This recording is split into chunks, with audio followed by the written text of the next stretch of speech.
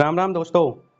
आज हम बात करेंगे 2025 के सावन महीने की और जानेंगे कि इस पवित्र महीने में शिव साधना कैसे की जाती है। साथ ही ये भी जानेंगे कि सावन का पहला सोमवार कब है, साधना का सही तरीका क्या है और इससे क्या चमत्कारी लाभ हो सकते हैं। देखिए दोस्तों, सावन का महीना केवल पूजा और व्रत का समय नहीं होता। यह वह काल है जब खुद शिव अपनी कृपा बरसाते हैं। कहा जाता है कि इस महीने में शिव साधना करना 1000 गुना फलदायी होता है। लेकिन याद रखिए, यह कोई दिखावे की साधना नहीं है। शिव साधना तभी सफल होती है जब आप सच्चे मन, पवित्र भाव और आत्मिक समर्पण के साथ करते हैं। इस वर्ष सावन महीने की शुरुआत 11 जुलाई 2025 से हो चुकी है और पहला सोमवार पड़ेगा 14 जुलाई 2025।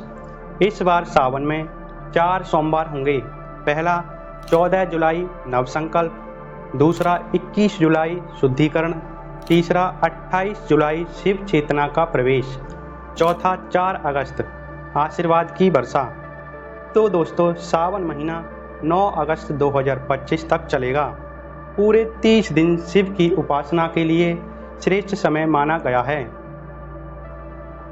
देखिए दोस्तों, अब आता है मुख्य सवाल जो ज़्यादातर लोगों के मन में आता है कि भगवान शिव की साधना कौन कौन कर सकता है।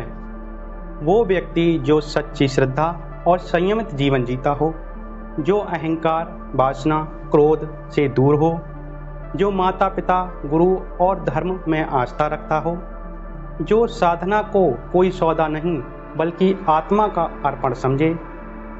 सावन महीने की साधना उनके लिए नहीं है जो केवल दिखावा या मनोरंजन के लिए भगवान शिव के नाम का उपयोग करते हैं। शिव तंत्र कहता है, शिव वह नहीं देते जो मन चाहे, शिव वह देते हैं जो आत्मा के लिए सही हो।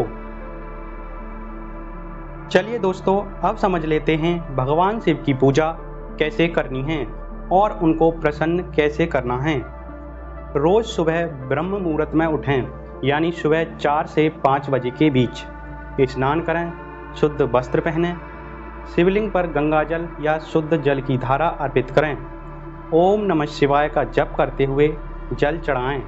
भाव से बोलें, महसूस करें, यह जल नहीं आपका समर्पण है। दोस्तों, आपने देखा होगा कई श्रद्धालु भगवान शिव के लिए कई चीज़ें अर्पित करते हैं, जैसे दूध, बेलपत्र, नारियल पानी, शहद, भांग, चंदन, गंगाजल आदि। तो दोस्तों, चलिए जानते हैं कि कौन सी चीज़ क्यों अर्पित की जाती है। यदि आपकी विवाह की इच्छा है तो दूध, बेलपत्र, नारियल पानी अर्पित करें।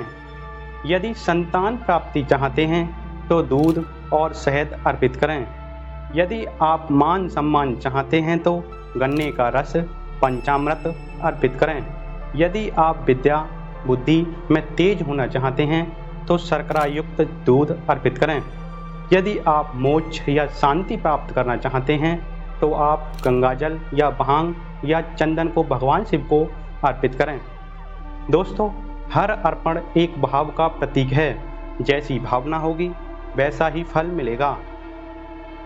चलिए दोस्तों, अब समझ लेते हैं स्त्रियों के लिए सावन के महीने का महत्व। विवाहित स्त्रियां अपने पति के सौभाग्य और जीवन रक्षा के लिए व्रत करती हैं और वहीं अविवाहित कन्याएं योग्य वर की प्राप्ति हेतु पूजा करती हैं। यह केवल कर्मकांड नहीं, स्त्री की अपनी आत्मिक शक्ति से शिव तक पहुंचने की यात्रा है। देखिए दोस्तों, आत्मा को शिव से जोड़ने का समय सावन में हर सोमवार एक आध्यात्मिक द्वार है। यह वह समय है जब आपका हर कर्म, आपकी हर भावना शिव के हृदय तक पहुंचती है। यदि आपने यह 30 दिन श्रद्धा, संयम और सच्चे भाव से बिताए तो आपका भाग्य शिव की लिपि में दोबारा लिखा जा सकता है। तो दोस्तों, सावन का ये महीना केवल एक धार्मिक परंपरा नहीं है बल्कि शिव से आत्मा के मिलने की अद्भुत यात्रा है। यह वो समय है जब आप खुद को भीतर से शुद्ध कर सकते हैं अपने जीवन की दिशा बदल सकते हैं और शिव की कृपा से अपना भाग्य पुनः लिख सकते हैं। अगर आपको यह जानकारी उपयोगी लगी हो तो इसे अपने दोस्तों और परिवार के साथ जरूर शेयर कीजिएगा। यदि आप चैनल पर नए हैं तो चैनल को सब्सक्राइब करना ना भूलें। मिलते हैं एक नई वीडियो में एक नई जानकारी के साथ। हर हर महादेव, जय भोलेनाथ।